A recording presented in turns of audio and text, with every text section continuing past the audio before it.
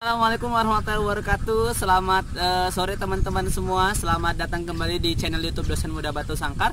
Kali ini kita akan kembali membahas tentang micro teaching seputar 8 dasar keterampilan mengajar. Untuk kali ini kita akan membahas tentang keterampilan melakukan variasi dalam pembelajaran.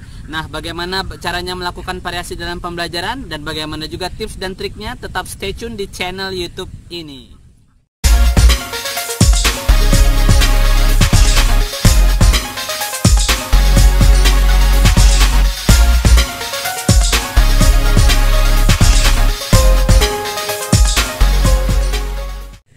Oke, baiklah teman-teman, kali ini kita akan langsung saja membahas tentang keterampilan melakukan variasi. Maka teman-teman harus tahu dulu ya, sebelum kita masuk kepada bagian-bagian ataupun komponen dari keterampilan variasi, maka kita harus tahu dulu pengertian variasi gitu. Teman-teman pernah nggak kalau misalnya dalam sehari itu makannya telur aja gitu? Ini untuk anak kos terutama ya, mohon maaf. Jadi kalau misalnya atau teman-teman sehari itu bajunya nggak ganti-ganti itu aja, atau seminggu itu bajunya warna oranye terus, atau itu aja bajunya, merasa bosan nggak sih teman-teman gitu? Maka apa biasanya yang akan kita lakukan jika kita untuk menghilangi kebosanan? Maka yang perlu kita lakukan adalah bagaimana menu kita itu diganti. Besok hari ini telur rebus, besok telur agak dikasih sambal gitu ya, besok telur agak didadar, atau besok telur agak dikasih tomat. Ya walaupun telur aja tapi bervariasi kan, nah, atau beraneka ragam. Mungkin kita akan memunculkan selera makan. Sama, hari ini pakai baju oranye, besok pakai baju oranye campur ungu, besok pakai baju oranye campur hitam, apa jadinya ya gitu. Tapi yang jelas ketika misalnya yang saya sebutkan tadi, variasi itu lebih tepatnya berkaitan dengan bagaimana keanekaragaman kegiatan-kegiatan yang kita lakukan dalam proses pembelajaran. Maka variasi ini digunakan untuk bagaimana ketika pembelajaran yang kawan-kawan lakukan itu tidak membosankan, tidak boring, tidak anak-anak tidak anak-anak itu selalu happy, enjoy. Maka untuk melakukan hal seperti itu, teman-teman harus tahu apa aja komponen ataupun indikator dari keterampilan melakukan variasi. Maka sekali lagi kita tutup, maka variasi ini berkaitan, kalau variasi dalam pembelajaran itu sebenarnya sifatnya berkaitan dengan keanekaragaman ataupun macam-macam bentuk pola kegiatan yang bisa diterapkan dalam sistem pembelajaran di kelas. Oke, baiklah kita lanjutkan ya. Karena tadi kita sudah membahas pengertian, maka saat ini kita akan membahas tentang komponen ataupun indikator dari keterampilan melakukan variasi. Teman-teman mahasiswa, sebenarnya ini juga merupakan keterampilan yang tidak sulit sebenarnya ya. Kalau misalnya bertiga, kalau misalnya yang biasanya itu sampai 5, ini hanya 3. Maka indikator keterampilan melakukan variasi itu pertama adalah melakukan variasi dalam yang berkaitan dengan gaya belajar ataupun gaya mengajar. Yang kedua, melakukan variasi berkaitan dengan pola interaksi. Yang ketiga berkaitan dengan penggunaan media pembelajaran. Kita bahas satu dulu, kita angkat yang nomor 3 dulu, yang paling mudah.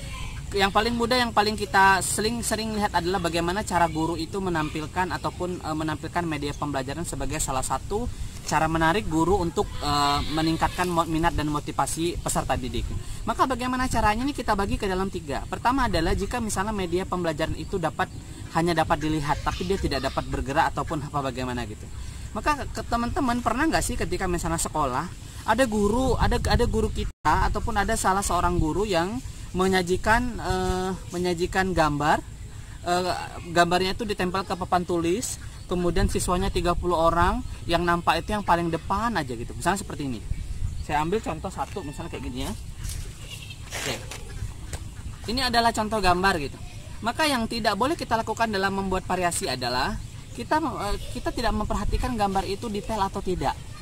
Kita tidak peduli, yang penting gambar itu tertempel biasa gitu ya. Emang mata kita mata kuda bu gitu ya, padahal kan tidak. Maka sebenarnya yang paling penting adalah kejelasan dari gambar tersebut. Apa pesan gambar, apa makna gambar, apa yang bisa diilustrasikan dari gambar. Ketika gambar itu kecil, mungkin teman-teman kalau misalnya saya suruh baca tulisan ini, sebagian tidak terlihat gitu ya, sebagian mungkin tidak bisa melihat. Maka yang harus dilakukan adalah kalau misalnya berbentuk tulisan, maka tulisannya harus jelas. Kalau misalnya berbentuk gambar, maka gambarnya itu harus besar sesuai dengan skala dari skalanya dari dari seluruh kelas. Maka bagaimana cara kita melakukan variasi? Misalnya kita sajikan gambar. Oke, anak-anak bapak semua sudah melihat gambar. Bagaimana yang di belakang sudah terlihat gambarnya nak? Yang di tengah, yang di ujung, yang di depan bagaimana sudah terlihat? Maka kita harus memastikan gambar yang kita buat itu terlihat. Jika misalnya tidak terlihat, berarti itu catatan untuk kita ke depan. Gambar kita harus lebih terlihat. Ya, itu kejelasan gambar. Yang setelah itu adalah berkaitan dengan bagaimana gambar itu dapat dapat kita tampilkan untuk diilustrasikan. Maka gambar bukan hanya sebagai kita tampilkan, kan ada ya nak, kadang kita misalnya ketika kita menyajikan gambar itu hanya tertempel saja di papan tulis gitu ya, tapi kita tidak pernah mengatakan seperti ini. Yang sering lupa adalah kita mengatakan, oke, anak bapak ada tidak yang pernah melihat contoh aktivitas seperti yang digambar. Jadi gambarnya itu bukan hanya sekedar pajangan, tapi dia berfungsi untuk media pembelajaran. Maka itulah masuk salah satu keterampilan melakukan variasi pada media gambar. Nah, oke, itu jelas ya untuk keterampilan bagaimana memvariasikan media yang sifatnya gambar dan hanya dilihat saja. Nah, bagaimana kemudian ketika misalnya medianya itu hanya bisa didengar? Maka ketika misalnya media itu hanya bisa didengar, teman-teman harus pastikan bahwasanya volumenya itu sampai dari mulai depan sampai ujung, jangan cuma depan aja, nanti akan terjadi kericuhan. Nah, sekarang bagaimana dengan media yang bisa dimanipulasi? Maka teman-teman kalau misalnya gini ya, ingat ya, kalau misalnya anak-anak ataupun siswa kita itu biasanya belajar dari pengalaman. Kalau saya baca dari beberapa buku teori, ada namanya itu sense of touching. Rasa sentuh, jadilah penyentuhan mereka itu, jadilah apa yang disentuh mereka itu sebagai rasa gitu. Jadi sebenarnya kalau misalnya medianya itu bisa dimanipulasi ya, medianya itu bisa bisa diubah-ubah ataupun bisa dijadikan media pembelajaran yang lain, atau bisa diolah ke yang lain, maka teman-teman bisa menggunakan itu untuk merangsang ke minat dan efek dan aktivitas siswa. Misalnya kayak prakarya gitu ya, kita suruh kumpulkan mereka biji-biji atau daun atau biologi daunan. Bagaimana daun itu nanti bisa jadi prakarya yang luar biasa, nanti dijadikan seperti yang kayak bingkai itu ada daun kering. Nah, maka kita membutuhkan itu. Sebenarnya di sini yang paling penting, poin pentingnya adalah bagaimana cara kita memanipulasikan agar ada internalisasi ilmu pengetahuan di sana. Kalau misalnya biji, internalisasi ilmu pengetahuannya apa? Kalau misalnya nanti berkaitan dengan montase, ilmu pengetahuannya apa? Kalau misalnya mau kita kaitkan dengan agama apa gitu. Artinya kalau misalnya dengan agama lebih jelas bahwasanya sebenarnya Allah tidak akan pernah menyia-nyiakan apa yang sudah Allah ciptakan di muka bumi ini.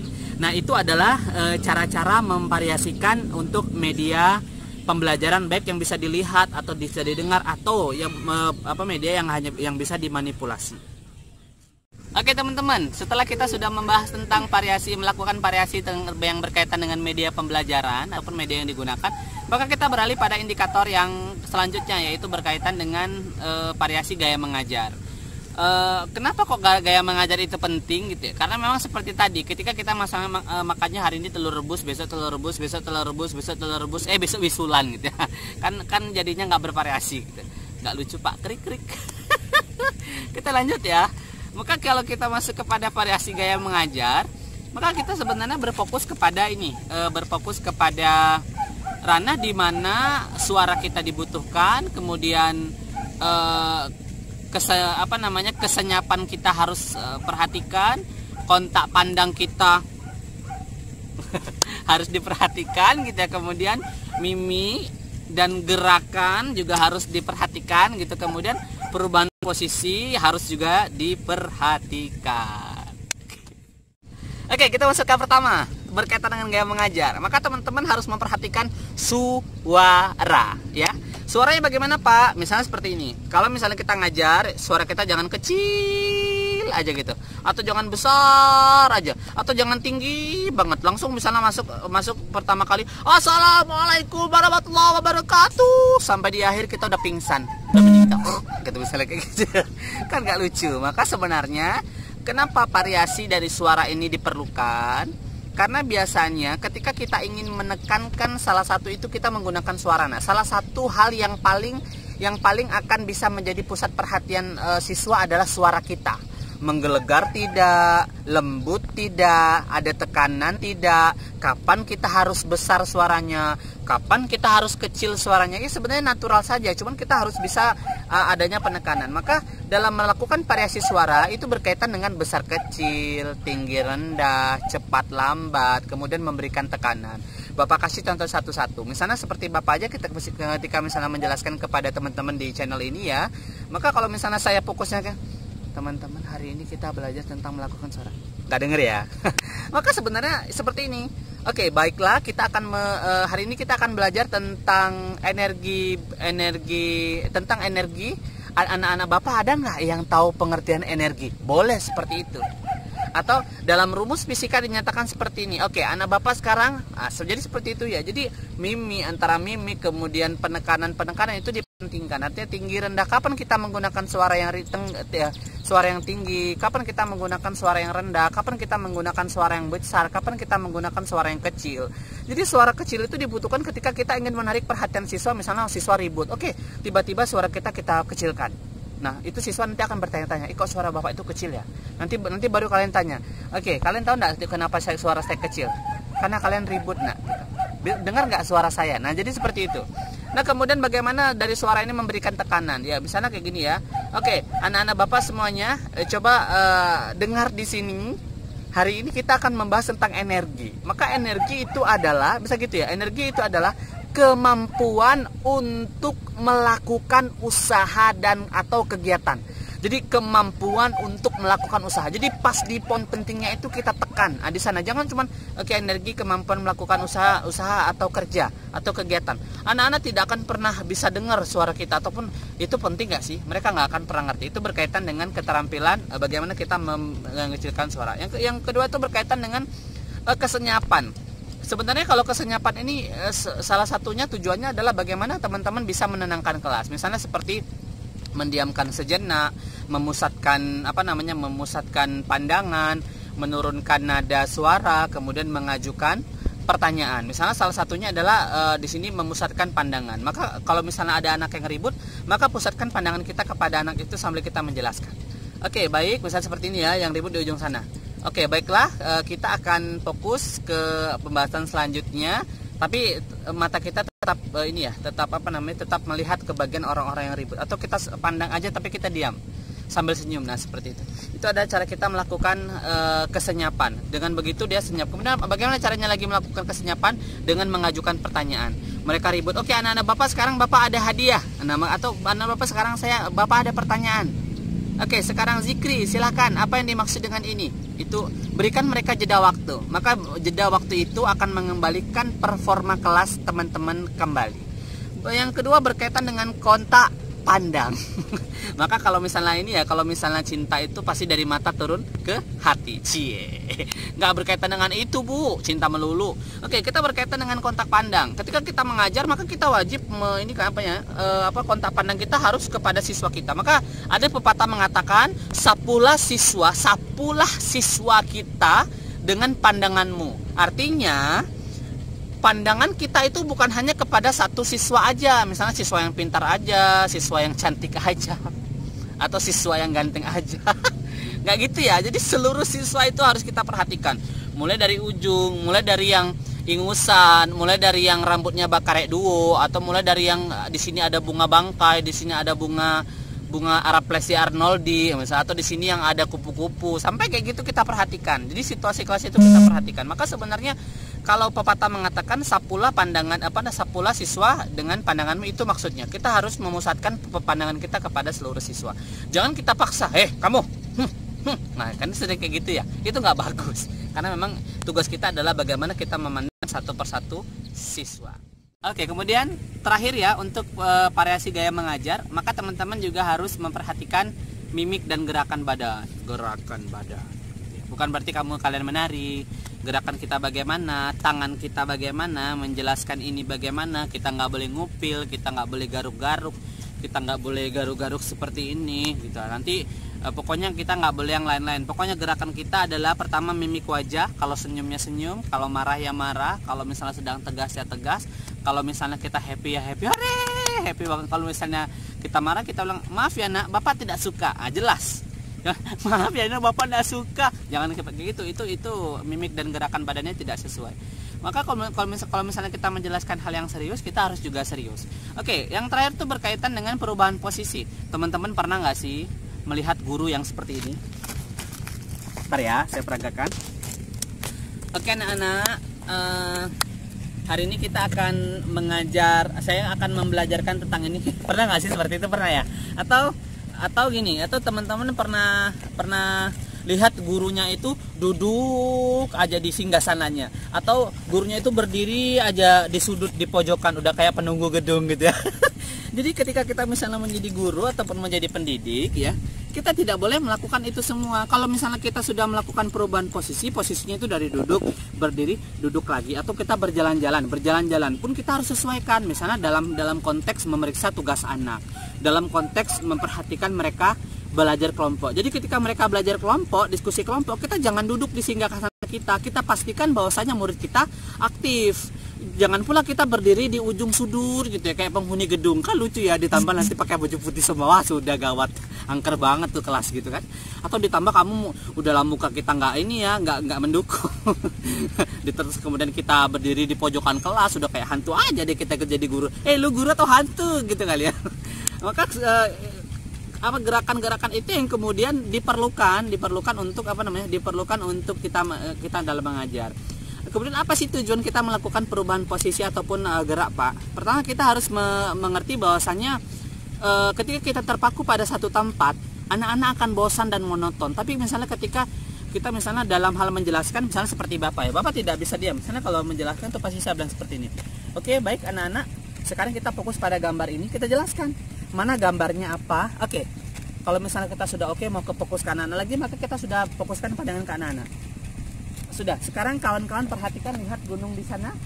Apakah nampak? Tidak. Nah sekarang anak Bapak perhatikan, dari gambar yang sudah kita lihat tadi, apa yang dimaksud dengan energi? Nah misalnya seperti itu. Atau dari aktivitas yang sudah dilakukan oleh teman kita tadi, apa yang kemudian yang dimaksud dengan energi? Nah jadi teman-teman harus melakukan gerakan yang seperti itu dalam keterampilan variasi mengajar untuk melakukan gaya mengajarnya. Oke, yang terakhir dari keterampilan melakukan variasi adalah yang berkaitan dengan pola interaksi. Maka kalau di buku panduan itu ada pola interaksi satu arah, pola interaksi dua arah, dan pola interaksi multi arah. Teman-teman nggak usah bingung dengan istilah itu ya. Kalau misalnya pola interaksi satu arah berarti berkaitan dengan interaksi antara guru dan siswa saja. Tapi kalau dua arah bisa guru ke siswa, siswa balik lagi ke guru. Kalau misalnya multi arah itu pola interaksi siswa ke siswa, berarti siswa ke guru, berarti guru ke siswa, atau guru ke seluruh siswa. Jadi itu yang dimaksud dengan beberapa keterampilan tadi. Apa bentuk kegiatannya, Pak? Misalnya keterampilan multi arah ataupun keterampilan sebenarnya gini, dalam konsep melakukan variasi interaksi tadi ya, pola interaksi, ada sebenarnya yang interaksi secara klasikal, interaksi secara berkelompok, dan interaksi secara individu ataupun perseorangan. Maka sebenarnya pola interaksi itu sebenarnya sudah fokus kepada yang tiga tadi. Pola interaksi itu sebenarnya sudah kita lakukan di dalam kelas ketika misalnya kita memperhatikan siswa ataupun kita meminta siswa untuk melakukan kegiatan, atau ketika kita meminta siswa untuk berkelompok. Maka dalam hal berkelompok, siswa sudah secara tidak langsung sudah melakukan komunikasi antara dia dengan dia sendiri, antara siswa dengan siswa. Kemudian guru bisa juga melakukan pola interaksi antara guru dan siswa, atau siswa dan guru. Maka kemudian guru yang terakhir adalah guru ke semua siswa. Maka itulah yang berkaitan dengan melakukan variasi untuk pola interaksi antara yang satu arah, dua arah, dan tiga arah. Oke, demikianlah penyampaian kita tentang bagaimana keterampilan melakukan variasi yang termasuk dalam 8 keterampilan dasar mengajar. Jika teman-teman suka dengan video ini, silakan like. Jika kemudian teman-teman merasa video ini bermanfaat untuk seluruh mahasiswa keguruan ataupun mahasiswa ilmu pendidikan di Indonesia, silakan di-share ke teman-temannya. Dan kemudian kalau misalnya teman-teman ingin terus mendukung channel Dosen Muda Batu Sangkar untuk terus berkembang dan terus memberikan informasi yang menarik seputar bagaimana cara pembelajaran, maka tetap harus di-subscribe channel ini. Karena Dosen Muda Batu Sangkar adalah pakarnya tutorial pembelajaran. Demikian sore hari ini, saya ucapkan terima kasih banyak. Tetap jaga kesehatan, kemudian tetap stay at home ataupun tetap di rumah aja. Maka kita tutup dengan Assalamualaikum warahmatullahi wabarakatuh.